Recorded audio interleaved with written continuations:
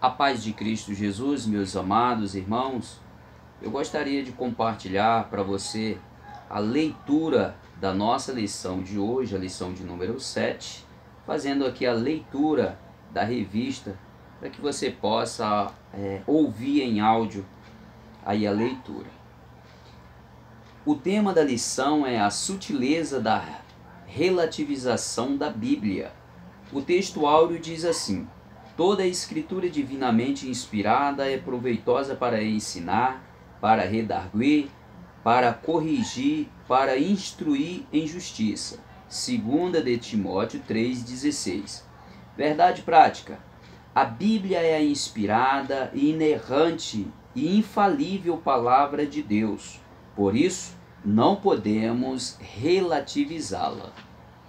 A leitura bíblica em classe está em 2 de Timóteo, capítulo 3, dos versículos 14 ao 17. Acompanhe conosco. Tu, porém, permanece naquilo que aprendeste e de que foste inteirado, sabendo de quem tens aprendido, e que desde a tua meninice sabe as sagradas letras, que podem fazer-te sábio para a salvação pela fé que há em Cristo Jesus.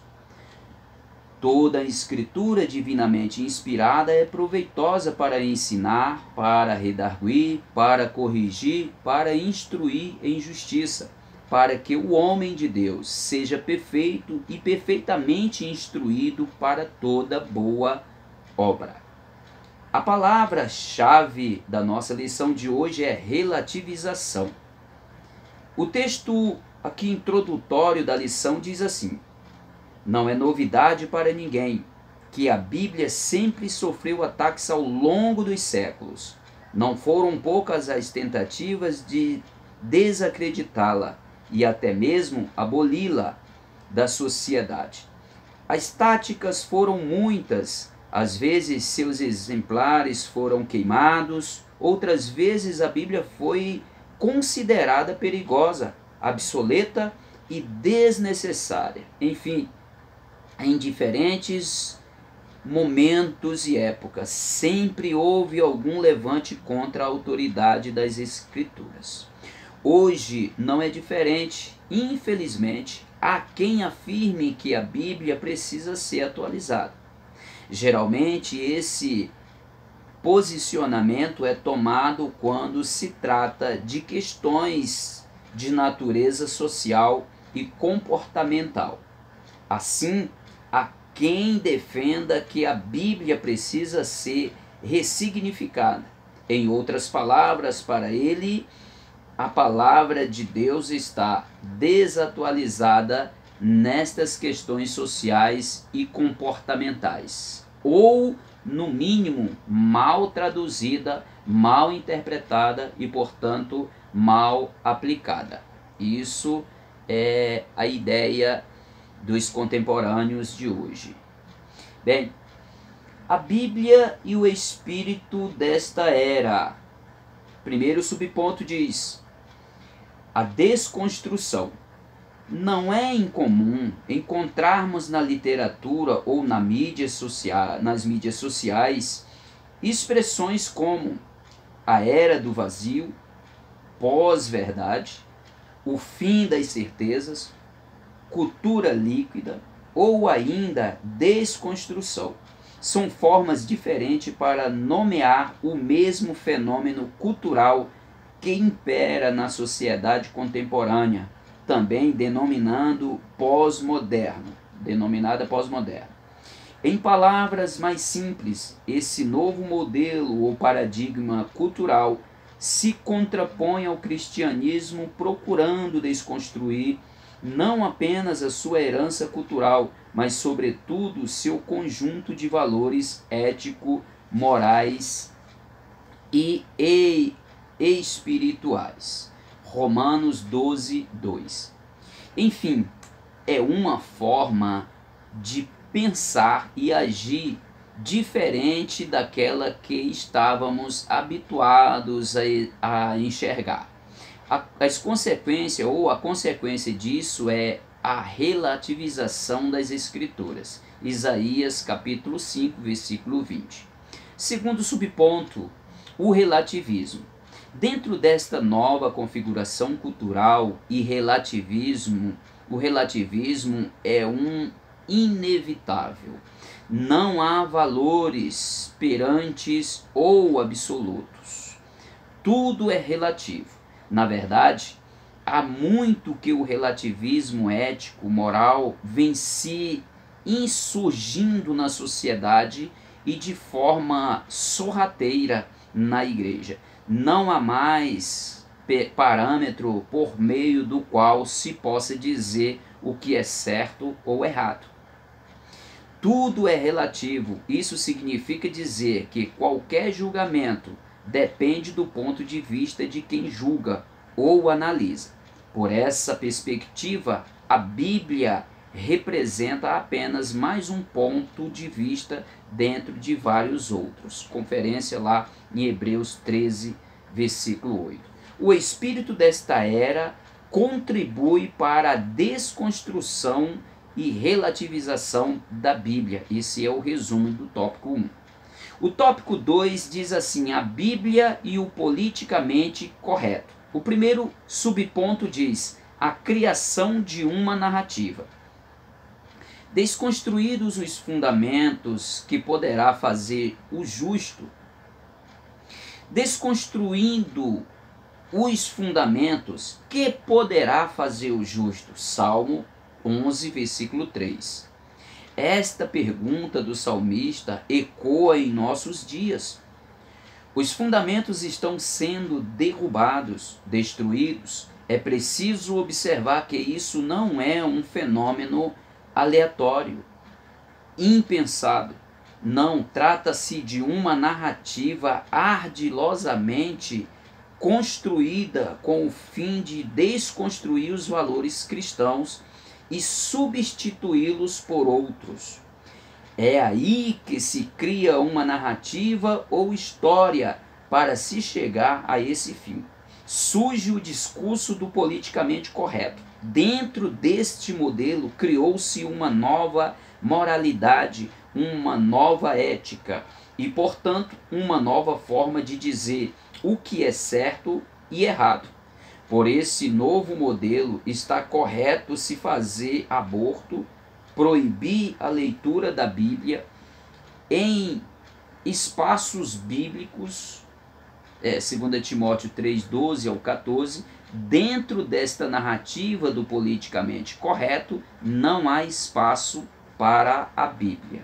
Segundo subponto, a criminalização da opinião. Pensar diferente desta nova narrativa que foi criado é estar sujeito à censura. Na verdade, toda forma de pensar diferente desta narrativa é criminalizada. Há, portanto, uma ditadura da opinião. Quem pensa diferente deve ser executado ou execrado e até mesmo punido. E a ditadura do politicamente correto, não há espaço para cristãos conservadores. O cristianismo, que no Ocidente é a cultura majoritária, está sendo banido para a periferia, transformando-se numa contracultura. Mateus 10, 22. No mundo todo vemos sites cristãos conservadores sendo censurados e banidos. O resumo do tópico 2 diz: há uma formação de narrativa a respeito da Bíblia para criminalizar a opinião ancorada nos antigos postulados da fé cristã. Terceiro ponto, ou terceiro tópico, diz assim: a Bíblia e o outro evangelho. Primeiro subponto diz uma nova metodologia. Diz assim: dentro da cultura pós-moderna, no politicamente correto, surge a necessidade de ressignificar a Bíblia. A palavra de Deus precisa ser atualizada para que fale a mesma língua dentro desta nova configuração cultural. Surge a necessidade de se criar uma nova metodologia no processo interpretativo do texto bíblico. Nesse caso, o leitor e não o autor bíblico passa a ser mais importante, dizendo de outra forma. Não importa o que o autor do texto bíblico disse, mas o que o leitor contemporâneo acha que está certo. É o que os exegetas denominam de hermenêutica centrada no leitor. O autor bíblico deixa de ter importância, então vale tudo. A Bíblia precisa se ajustar a essa nova metodologia. Assim surge, portanto, outro evangelho. Gálatas 1:9, que Paulo fala: se vier um outro evangelho além do que já tem pregado, seja anátema. Segundo subponto, novas teologias. Esse outro evangelho também possui sua própria teologia. Todo texto bíblico passa por uma nova ressignificação. A Bíblia, portanto, deveria ser toda atualizada. Surge o evangelho social. Conferência lá em João 6:26. Dentro do contexto evangélico, o velho marxismo ganha uma nova roupagem. Assim, os relacionamentos homoafetivos são vistos a partir da perspectiva da denominada teologia inclusiva. É dentro desta nova perspectiva que faz apologia do evangelho social, ecumênico e homoafetivo. Essa é a nova configuração teológica. Qualquer pensamento que destoe deste é considerado fascista, homofóbico e discurso de ódio. Isso explica a censura pública que muitos cristãos estão sofrendo. Resumo desse terceiro tópico. O outro evangelho promove novas metodologias de leitura bíblica e, consequentemente, novas teologias e modismos. Quarto tópico e último, diz assim: a Bíblia sempre atual, palavra de Deus. Primeiro subponto, revelada por Deus. Palavra revelada por Deus. Bem, para o cristão, a Bíblia é um texto antigo com uma mensagem atual. Ela foi e sempre será relevante. A razão disso é que a Bíblia é a revelação de Deus à humanidade. 2 de Pedro 1:16 ao 21. Deus se revelou através das páginas da Bíblia. 2 de Timóteo 3:16 e 17. Qualquer tentativa de ressignificar ou atualizar a Bíblia, fazendo com que ela se ajuste a esta cultura contemporânea, deve ser rejeitada e vista como uma heresia.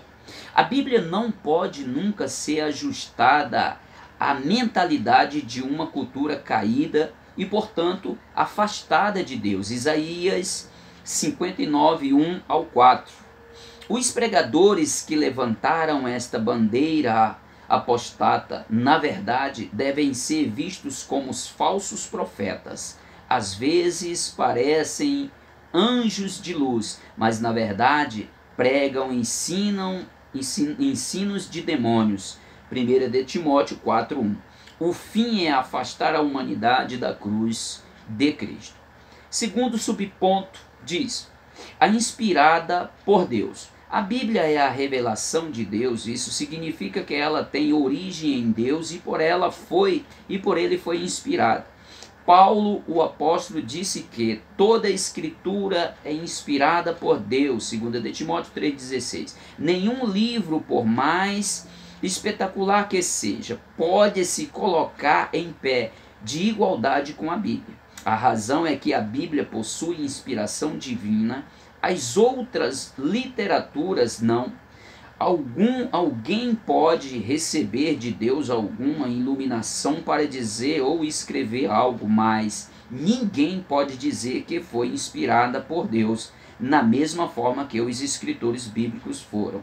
Isso é o que fez a Bíblia ser diferente como obra literária.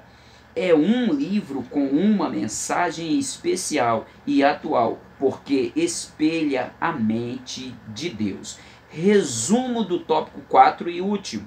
A Bíblia é a palavra de Deus porque foi revelada e inspirada por ele. Conclusão. Vimos, portanto, nesta lição que há toda uma narrativa com o propósito de descreditar a Bíblia. Para os defensores deste novo modelo cultural, a Bíblia não passa de um livro obsoleto, produto de uma época e que, portanto, precisa ser atualizado. Em outras palavras, a Bíblia não seria mais relevante para esta geração.